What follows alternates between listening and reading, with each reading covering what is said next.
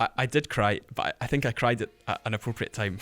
So I waited until everything had been done. And I just remember I was sitting in the sanctuary, and the choir were singing one of the pieces I had chosen, and I thought, yeah, this is finally it. Like I've made it, and now it begins.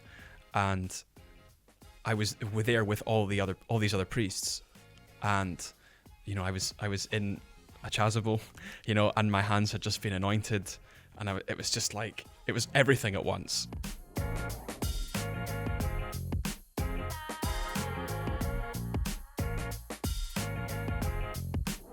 All right, well, for Pete's sake, here we are again in Rome with our podcast. I'm your host, Charlotte Twin, and I'm joined today by Father Aidan. Father Aidan is a newly ordained priest here in Rome. He's studying at the Pontifical Institute for Sacred Music, and he's originally from Scotland, so we're happy to have him here in Rome. He's specializing now in sacred music after his studies in philosophy and theology. Father, welcome to the pod. Thank you very much. Okay, so starting off, I think it's wonderful because you're like in your first year of ordination, you're fresh out the gate. And I've always wondered this, but most priests I know sort of say, like, from the beginning, they had an idea. They were a little kid. They were like, wow, yeah, look at that. That's a priest. I'm going to be that one day. Did you have that? Is that why you're so young and priest? Yes and no. I think we all have moments, priests, when we're young, when we maybe think about it. Mm-hmm. But it wasn't like something that was always in my mind growing up. Right. But there were definitely moments when I think I first thought about it when I was about 10 years old. Mm-hmm. And really because of the example of my parish priest, I think I saw something in him and in his way of life that was very attractive to me. And I thought, yeah, I could probably do that. I think this might be something that, that would bring me fulfillment in life. Mm. But, when you're 10 years old, it's not like, you're going to sign the dotted line and then you're off to seminary. So I spent a lot of time, thinking about that when I was younger, and then I kind of just left it. Mm. And I didn't really do anything about it or really had any other strong feelings about the priesthood until I was about 15, 16, when I started to really come into my faith. And I started to really practice it more intentionally, more sincerely. And that's when things started to really kind of, I thought, yeah, actually, this is something I maybe do need to do. Like not just a funny idea. At that time, did you have any other examples that you were looking at? Was it similar to the parish priest where you had someone else in your life that you were like, okay, that's also helping, and that's helping me to sort of visualize it?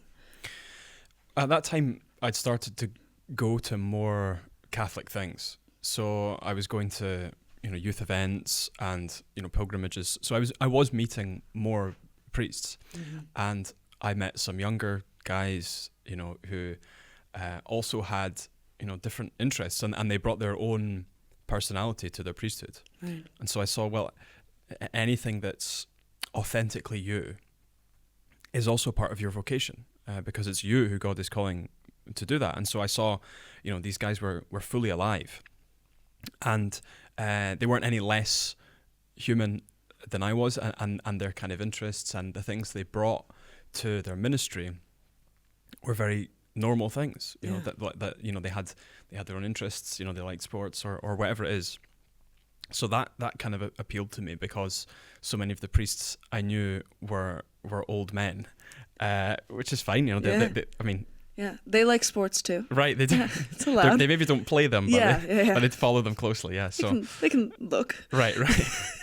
So yeah, we need people in the crowd. Yeah. No, so so that was certainly a factor, but also it felt more personal. So I did have experiences in prayer that spoke to me very clearly. So it wasn't just working it out on my own, or trying to piece things together. It was very much there was a moment of grace as well when I experienced something very deep within me that felt like God speaking to me and telling me that this is what I was meant to do, and it's kind of unmistakable when that happens. I mean, it didn't make a whole lot of sense to me at the time, but it felt very powerful, and it felt like something that I needed to pursue. I needed to look, and I felt a great distance between where I was in that moment, at 15, 16 years old, and this idea of the priesthood. It was quite daunting, and yet there was fear, but also a great deal of excitement, and a kind of challenge to this way of life. And I thought, maybe I could do this. It was exciting, Yeah, totally. Bring me into that moment. What is it? Are you saying a rosary? Are you in a chapel? Like, when is the moment where you go? It was actually at one of these youth events, and it was during a Eucharistic adoration, and it was towards the end of the weekend, I think, and I was just looking at the Blessed Sacrament. I was just praying, and the idea of priesthood just kind of came to me, and it wasn't really even just an idea. It was a very powerful experience, actually. Right. It was a kind of realization, because I thought, okay, maybe I have to do something about this. I couldn't ignore it. Yeah. And it kind of filled me with a sense of God's presence. Again, as I said, in a way that's, when it happens, you just can't. It's unmistakable, and I felt very convicted to do something about it. Yeah. Oh. Yeah. In adoration, in adoration. Best place to come on. Yeah. That reminds me of like what C.S. Lewis would call like being surprised by joy. Yeah. Like that God gifts us little moments throughout our lives. There's just an abundance of supernatural joy. And in those moments, it's like, okay, you can often orientate your life sort of towards those moments. Would you say that was one of those for you? Yeah, I would say it's a mixture of emotions, because the implication was that I was going to have to investigate this, and that means saying no to a lot of things. Yeah. So as a very young man, it was quite scary to me. Yeah. But still kind of appealing. I don't know, there's something kind of mysterious about the priesthood. It does have that kind of appeal. Yeah. Even though it's very demanding of you, I think people see something in it that's it's a challenge, so, and that kind of appealed to me. But I did have my own ideas, my own projects for my future, which were not compatible necessarily with that particular vocation. So the implications I felt quite soon after. I thought, okay, well, if I do go ahead with this, I got to make some changes. Yeah. You're like, thank you for that overwhelming feeling. Now to the practical. Right. Yeah. Well, I mean, and a lot of people will say that. A lot of people, especially secular people, I think people who aren't in the faith, would probably look at you as like a young man and be like, you just gave up what is effectively what 90% of the world sees as life. Right. Or if not 99%, honestly, because what do we have? Yeah, it's got to be like 99% of the world. And so it's like, what do you respond when people say that? When they say like you've left it all behind? Yeah, well, it's true. I mean, there are some things you do have to leave behind. Yeah. So yes, you're giving up. You're giving up lots of things, but you're also, I think, fundamentally, the main movement that you're making, the main decision in saying yes to God's vocation, is that you're saying yes. So I see it as a positive thing. Mm-hmm. You're moving towards God. You're trying to align yourself, your life, with His will, with His plan for you, and that can only be a good thing. And there are lots of other little no's and little mortifications, but it's made with joy, with an openness and a willingness to do God's will. And if it is God's will, then all of those things kind of they really pale in comparison to experiencing the joy that comes with doing God's will. I guess the difficulty can be communicating that to other people. Mm-hmm. I mean, if someone doesn't believe in the supernatural, it's very difficult to explain that to someone. I mean, that there are certain natural ways you could explain it, but it's very interesting. People had different reactions when when I was ordained, or even before when I was telling them what I was doing. And people, they can't really quite get that it's a supernatural calling, and that I'm not doing it primarily because it's what I want to do. Yeah. So people would say, oh, it's great that you're following your dreams, or that you're, which is it's a very nice thing to say. But as you say, it's if that's where you're coming from, right, then it's kind of like choosing any other job. It's like choosing a career, and if that's for you, great. Yeah. But if it's not, then you shouldn't do it.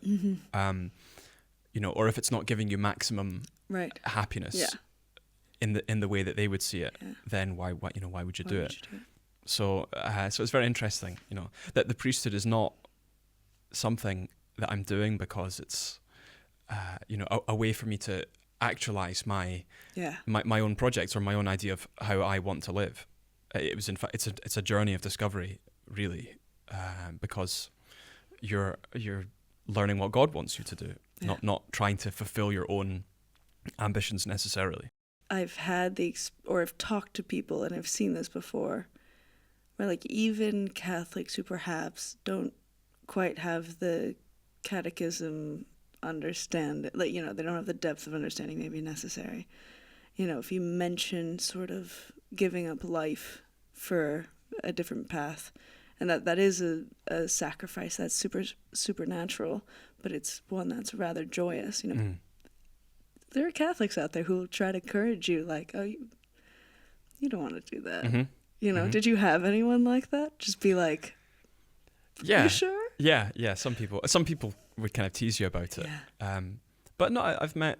I mean, there are a few people, just because most of the time they're very encouraging, because we need more priests. Right. I mean, I think that's true almost everywhere in the world, but especially in the West, and especially in Northern Europe. So generally people are just happy that you're there, but sometimes, one or two people will kind of, think they've got you figured out, and they'll say, or they just don't. Maybe they struggle to believe that today someone would sincerely want to do this, and they can't quite get it. Yeah. Because it is a mystery. Yeah.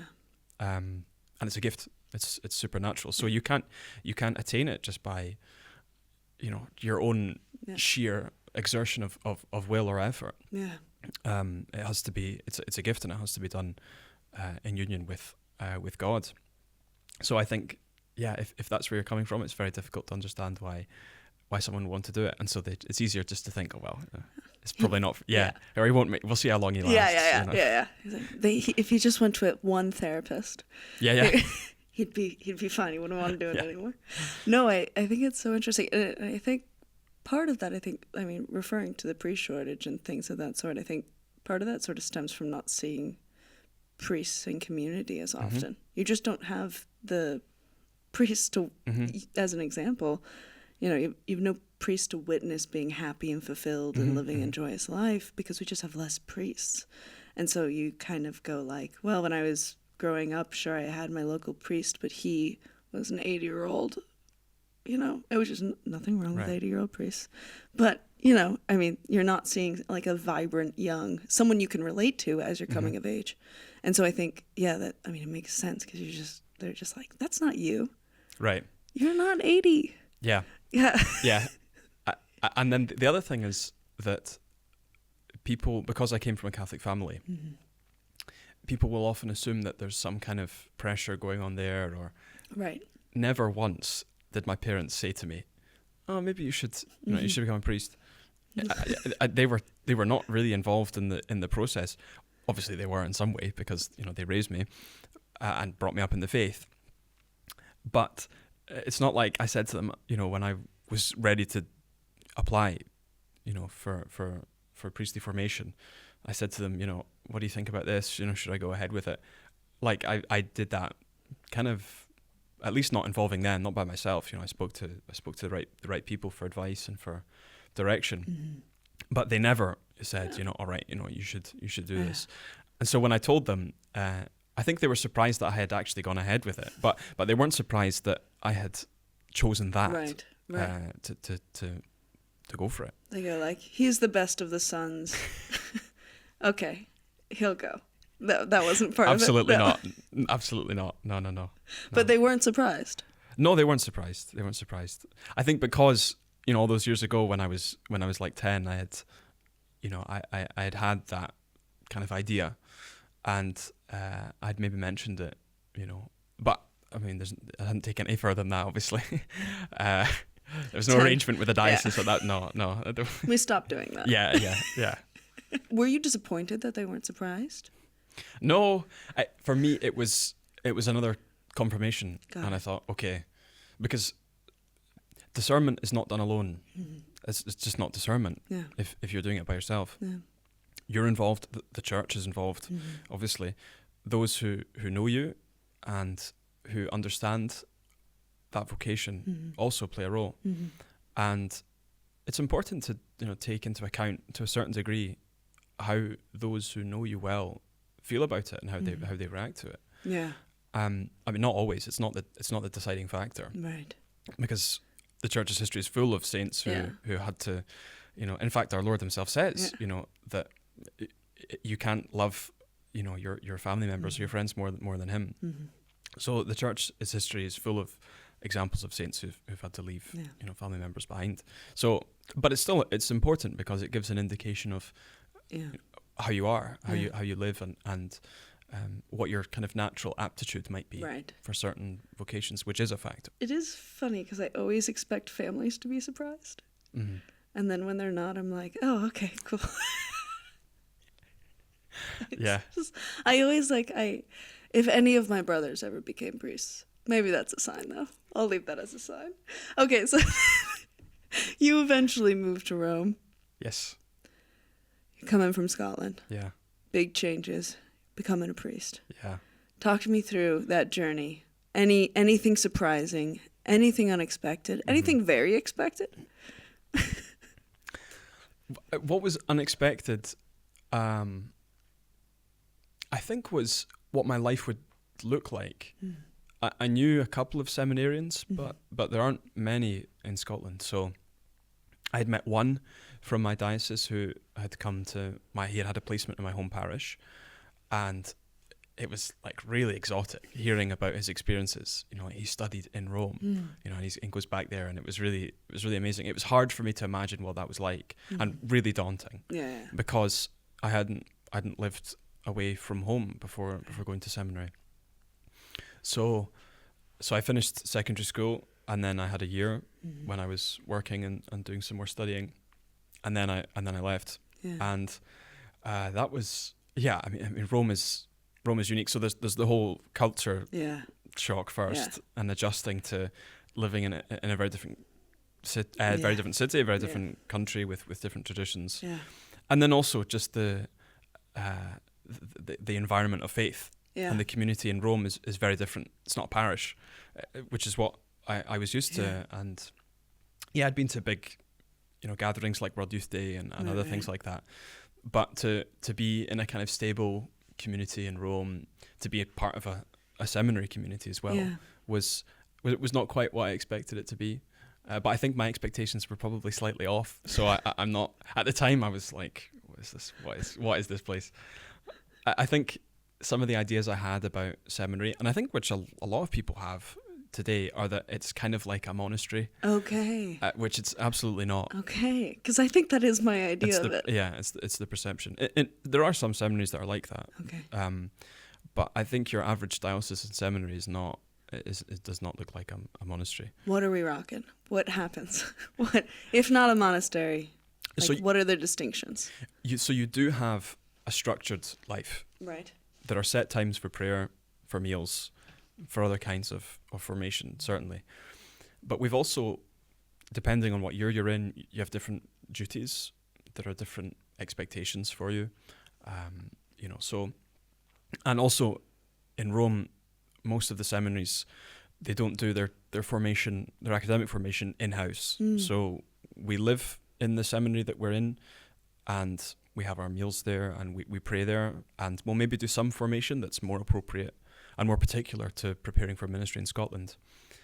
But things like philosophy and theological studies, They're done at the pontifical universities in Rome. Right. So it's to allow us to have access to that kind of education. Mm-hmm. So that's why we come to Rome. So there's a very strict Right. timetable. I mean, you have to go to those things. So in that sense, it's a little bit like a monastery. I mean, you have to go to your prayers. Yeah. But we're also, we're kind of free to come and go in other ways. And we've got times when we can go and travel. Right. During the year, and we're in and around the city, like other students, and we're mixing in with tourists and other people who live here. So and also just the guys. I mean, they're not monks, So and even in a monastery, no one is perfect. Yeah. So this is a frat house. It's See, this is a holy. On one end of the spectrum is the monastery, right. and then on the other end is It's in between. Yeah, I guess in my mind, I always view it as like you study together, you pray together. I'm thinking of a monastery, so that does make a lot of sense. But also, you have freedom. Like you're going about, and I guess you can sort of fill your days with things that make the most sense for you. Sure. Yeah, that's what we should be doing. Anyway. Yeah, that's the idea. Yeah.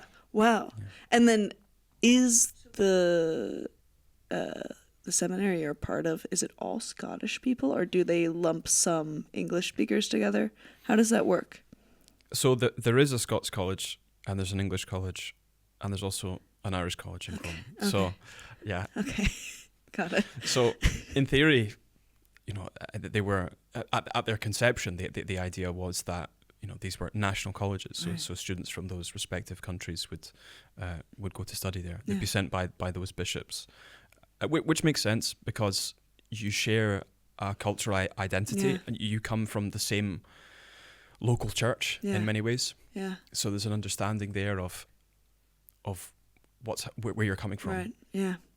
And that's important. Yeah. That priests come from amongst the faithful that are called to a particular kind of service, and that we return to those same people. Yeah. And also our own college has a very particular history with going back to serve the mission in Scotland. Right. It became a seminary because of the persecution of the Catholic faith in Scotland. Right. So the men who came here to study knew that they would be going back, to the mission, and that it was going to be hard. Yeah. So they were prepared to go back there. But nowadays seminaries can take people from different nations. It just depends. The bishop may send them to us to study for a while. Yeah. Wow. That's interesting. Why would that change? Just out of necessity, do you think? I think out of necessity. I think you might have countries where they don't have enough seminarians to justify having their own national seminary on home turf, and it makes a lot more sense to send them somewhere where they can study in an international community. In Rome, you're in the heart of the church, so you have that influence as well. Yeah, it all contributes to your formation. So, wow, so crazy.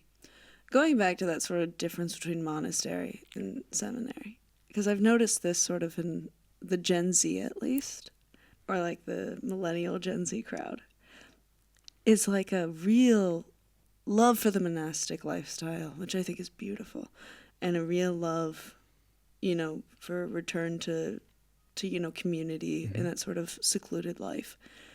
But I haven't seen that same sort of spike of interest and love for diocesan priests. It's like your simple, basic priest. Is that simple, basic guy? Yeah. But which is like that's what we need probably the most, right? Yeah. Like it's kind of a massive issue. Yeah. What is that? I'm so interested by that. Like I'll interview these young kids, and I'm like, what's setting your heart on fire right now? And they're like, I'm gonna go be a hermit, and it's like, we need priests. What do you think that's about? I think. Yeah.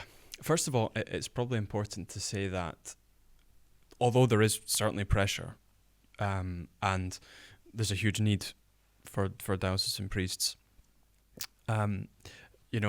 God's will is sovereign. So, even if someone if someone doesn't feel called to it, we just can't force them to, to do it. I mean, it would solve our problems quite quickly. But in the long run, if someone isn't meant to be doing it, their life is going to be hard. And we live in a community. Yeah, exactly. So, and we've seen what happens when people who aren't meant to be priests become priests. Yeah. So, but yes, there definitely is an attraction to religious life. You see it maybe more so than diocesan. I think because it's a reaction, a justified reaction. I don't think it's an overreaction. Right. But it's a response to the values and ideals of a very secular society. Mm-hmm. Religious life in a particular way is such an explicit and concrete witness of the gospel. Right. I mean, they're living the evangelical life. Mm-hmm.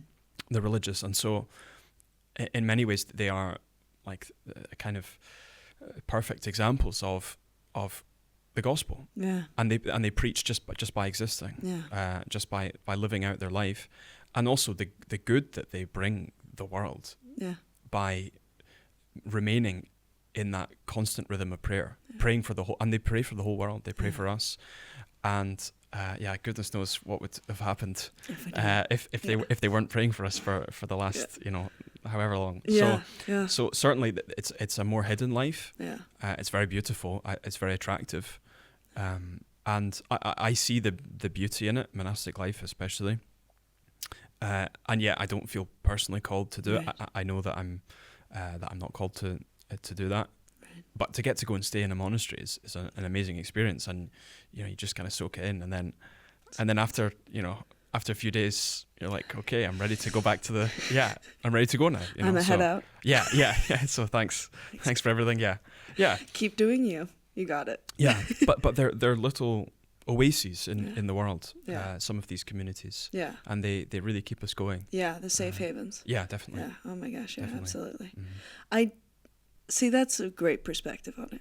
There's a few institutions in the United States that are trying to provide priests with just community because of how few priests there are. Mm-hmm. We're having this issue where, like, instead of 2 priests per, mm-hmm. archdiocese or whatever, you've got like 1. And, he's like, hey, I'd love some friends. And I've sort of taken it as like, and it's not a negative view, but like in an order, you're sort of immediately given a family. Mm. And so you don't have that sacrifice maybe of community in that way. Mm-hmm. Whereas I do think it's like kind of an interesting epidemic of loneliness mm-hmm. amongst priests right now, just because of numbers. Mm-hmm. Like, it's difficult enough to find someone you get on with, right? And then add your miles away from each other, mm-hmm. distance, and like you're oftentimes dealing with very different situations, one parish to another parish. So it's like, it is interesting to me to think, well, that might be a little like terrifying for someone who's like mm-hmm. never seen 2 priests hang out, mm-hmm. Like, I'm all pro. Let's get like, I don't know, like a sporting club for priests that just like shows the kids that like priests can go have fun and they have friends. Because I don't think I grew up looking at priests being like, that's the happiest guy I know. Mm. And I think that maybe has impact on a kid's mm-hmm. perspective. Mm-hmm. But I'm not going to hold that against monasteries, I guess. No, I think it has a huge impact on people. Oh gosh, I can't remember which father of the church says it. But he says that the glory of God is man fully alive. Yeah. So, I mean, I don't know what else to add to that, but it's exactly what you're describing. Yeah. And when you see it, I mean, Christ came to give us the fullness of life. And that's what it is. In many ways, it's we receive Christ. Yeah. We receive him into our hearts and into our whole lives when we accept our vocation. Yeah. And we then become an instrument to share that with other people. Yeah. And we don't always know the impact that we're having, but it's a powerful witness. Just whatever your state of life is, if you're living it well, and you're living in union with God, people will see it, and it's Yeah, absolutely. It pours forth, Mm-hmm. whether or not you even intended. Mm-hmm. Holy Spirit, love how it works. Back to moving to Rome. Mm-hmm. Anything awful that you didn't expect? I found the seminary timetable very difficult. I was usually very tired. I was usually very tired. So, but it's good. I mean, Yeah. there were many times when I felt pushed to my limits in terms Right. of, work or, emotional or spiritual difficulties. Yeah. But that's what this is all about. Yeah. I wouldn't really feel ready to embrace the priesthood unless Yeah. I'd experienced that. Yeah. I mean, it sounds like a silly thing to say, but No, I but agree. yeah, but you have to know it's about sacrifice. Yeah. It's about sacrifice, and that's what the priesthood is above all. Yeah. Yeah, absolutely. I mean, that's not unique to the priesthood. It's the Christian life is about renouncing your own preferences. Yeah. But yeah, certainly it was hard. It wasn't easy. Yeah. And yet, when I look back, there were so many moments that I cherish. Yeah.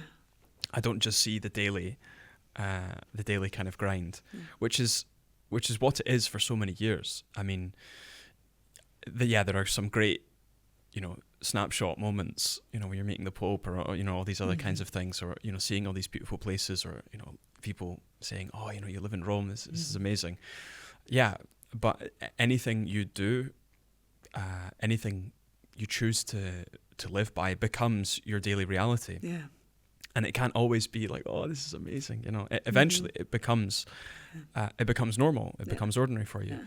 And so that rhythm of, when the alarm goes off in the morning and you think, okay, down for morning prayer, or, or maybe it doesn't go off and you've slept in, and then you get a knock at your door, so that's another bad thing. Yeah.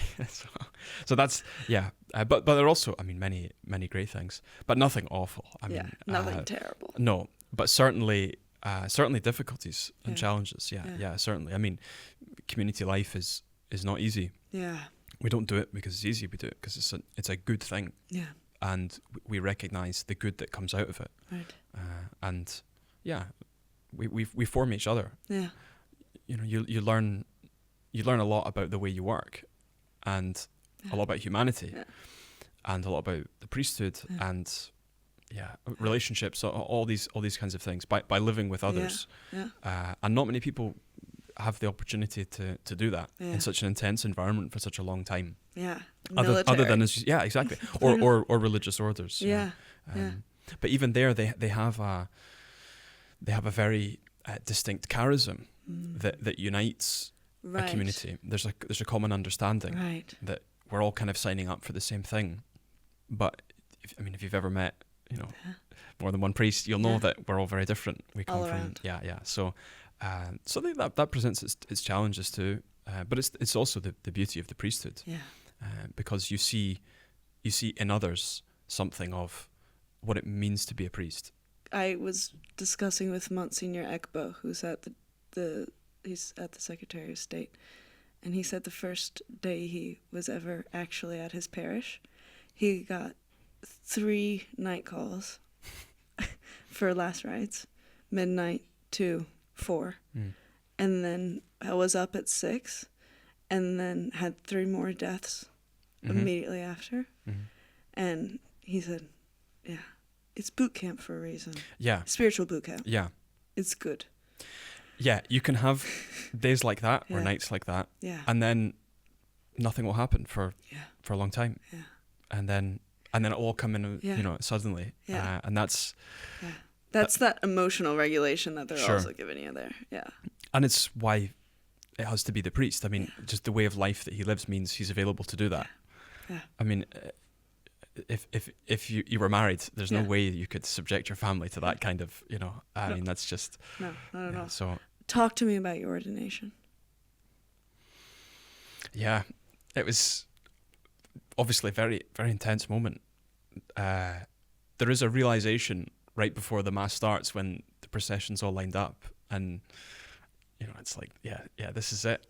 But also, but by that time I was so calm about it. I mean, I just felt carried through the entire thing, because obviously the ordination is important, and you're looking forward to it for a long time. But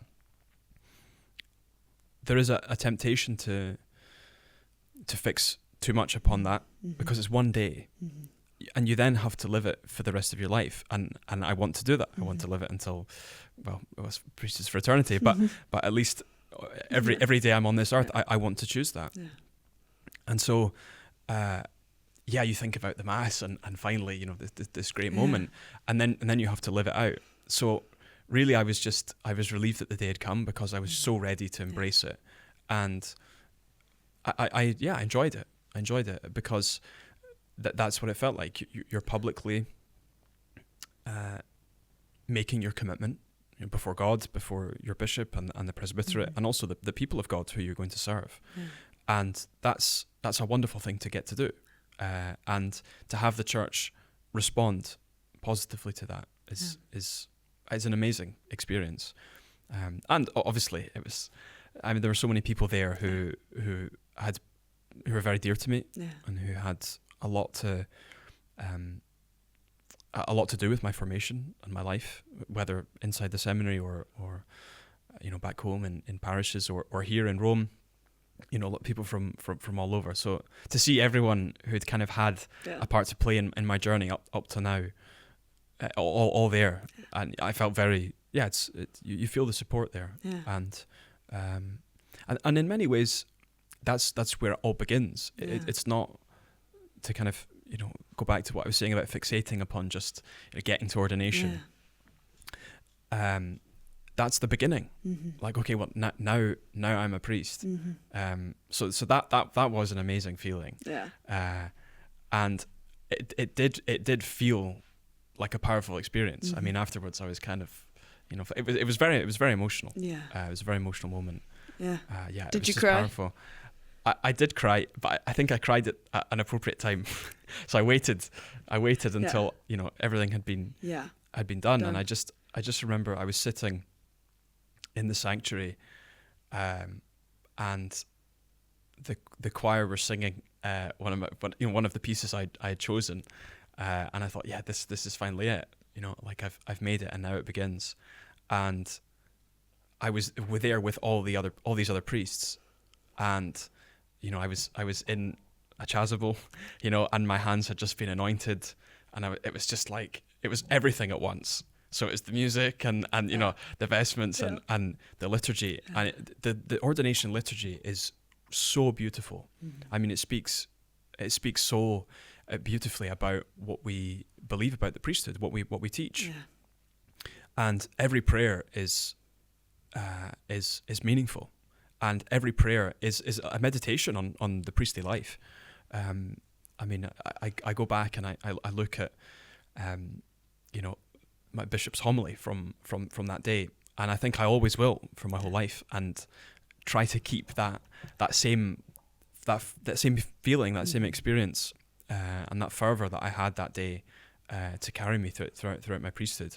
So and I still feel, obviously you're changed forever after that, but when I think about that day, even though it was just a few months ago, it's still like you can forget it, because you then get on with your life, and that was a really powerful moment. And in fact, even just yesterday, I was just walking on the street, and I was thinking about an encounter I'd had with someone earlier in the day who stopped me and just wanted to speak to me, to say, you know, it's great that you're a priest and that you're presenting yourself publicly as such. And she said, oh, you know, can I kiss your hands? And I was thinking about it later on in the day. I thought, now my hands are anointed. So, you know, for service. I'm set apart now. Everything I do has to be done for the glory of God, because people see something in us that's more than us, and it takes that humility to do that. True humility, I think. Not to say, oh, I'm not anything special, or you know, I'm not important, but to actually submit to what Christ wants to do through you. And people want to honor that, Yeah. because there are so few things in the world that are truly sacred. Yeah. And people see something in the priesthood that is unchanging, that is supernatural, Yeah. and it's for them. Yeah. It's for their good as well, Yeah. not just for me. Yeah. It's meant to be shared. Yeah. You know. The vessel. Right. Yeah. Your will. Right. So you're at the Pontifical Institute for Sacred Music. And you're one of the few priests I know there. Mm-hmm. Because I know a lot of people that go there, but they're lay. And I think it does change the tone a little. Because I've met some of the people who go there, and it's like you're at a pontifical university. But are you behaving in a pontifical type of way? You know? Hopefully they're not pontificating. Yeah, I mean, yeah. But do you think that changes things? Having lay people, I know, Angelicum started allowing lay people about 20 years ago, and then a few other universities have allowed, here and there. And do you think it changes the atmosphere? It does change the atmosphere, but I think it's a good thing, actually. Oh, really? Yeah. Oh, go on. I do, and I've seen it change even in my time here. Yeah. At places like the Angelicum, Yeah. which when I started didn't have as many, nearly as many as it does now. And in my class there were a handful, but they weren't a real kind of Presence, force. yeah. But now that their presence is very much felt, and I think it's a good thing. I think it shows that people want to study these things. Yeah. And there's nothing necessarily, in the material that we study that means that it needs to be solely addressed to clerics or to religious. Or I think it's good to equip people with this kind of knowledge, because they then go back to their respective parishes, perhaps, or they work in other ways in the church and in the world. I mean, you have people, in the workplace who've studied real philosophy and theology, and they know their stuff, and they can really defend the faith well. Yeah. And that's important, because they can get to places that I can't necessarily in the workplace, and in schools or wherever else. So I think it's, and universities in the academic world, I think it's important as well, and also for the student environment, and for us to get to know them, and to hear from them, and just on a human level too. Yeah. It's important to have that friendship. Because I was wondering, that's sort of the idea of the student body. I suppose I worry that it'd be distracting, perhaps, to have people who aren't set towards the same end as you, and maybe are still figuring out theirs. And then it's this sort of combination of I absolutely know what I'm called to do. I'm absolutely going to do this. You are just figuring things out. Does that ever conflict? Do you see that becoming sort of a weird combination? Potentially. I think if you weren't careful, because there could be a danger that you forget what you're there for. Yeah. I think if for example, if the majority were lay students, then that would be tricky, because you can't just be one of the guys. Right. You might also be, and there are times when you can relate to people in that way, but fundamentally, how is God asking you to live your life? And you might forget that, or you might forget the most important responsibility you have towards them. Yeah. If you're a priest, for example, regardless of your setting or who you're with, you are always a priest. Yeah. And that doesn't mean you're always talking about theology. Yeah. But it's your whole being. Yeah. So there could be a danger that there might be times when you would forget that if you weren't careful. Yeah. And that you might, deny that part of your vocation, which God might be trying to reach them through. Right. So to deny that out of personal preference, or because you don't want to make anyone feel uncomfortable, whatever, is a kind of denial of that. Totally. So it's a danger, but I don't think it's I think the benefits far outweigh the potential risks. All right. Well, Father Aidan, thank you for coming on the pod. We wrap up all of our podcasts with our rapid fire round. Are you ready? I think so. Okay. Rapid fire round. Question number 1. Favorite Pope of all time? I think I have to say Pope Saint Sylvester first, who is my parish's my parish is dedicated to Saint Sylvester, and also he baptized Constantine, the first Christian emperor. So you gotta. Yeah. Underrated saint. Can I name a blessed? Yeah, Blessed Zerla. I would say blessed. I'm probably going to mispronounce his name. Yeah. But I think it's Jerzy Popiełuszko. Do you know him? No. He was a martyr. He was a Polish diocesan priest. Nice. So yeah, diocesan priest. And he was martyred by communist agents during the regime there in Poland, because he was peacefully speaking out for people's rights, workers' rights, and to faith, to practice their faith publicly. And I think it's a great example. Awesome. We'll keep him in our mind. Favorite fact about the Vatican that you're allowed to tell me? I think what lots of people don't know is that the Vatican, when people think of Rome, they think of the Vatican, but for a long time it wasn't even really part. It was outside the city. Mm-hmm. I mean, it was like graveyard. It was a necropolis before, and now it's it's synonymous with Rome. But for a long time before Constantine built the basilica there, it was just there was a big hill there. It was out in the countryside. There was nothing there. Bones. Lots of bones. Classic Catholic move. Yeah, bones. Yeah. Bones. Amazing. Most Catholic country, in your opinion? In my opinion. Mm-hmm. So that's your opinion. Yeah, so that's different to just the stats of like how many number of Catholics. In my experience, it would probably have to be a toss-up between, I think culturally, between Poland and Austria. They're very, very Catholic places. Wow. Because they're the only places really where I've had people greet me. Right. Like ordinary people in a very pious way, in a devout way. They recognise that you're a priest. Wow.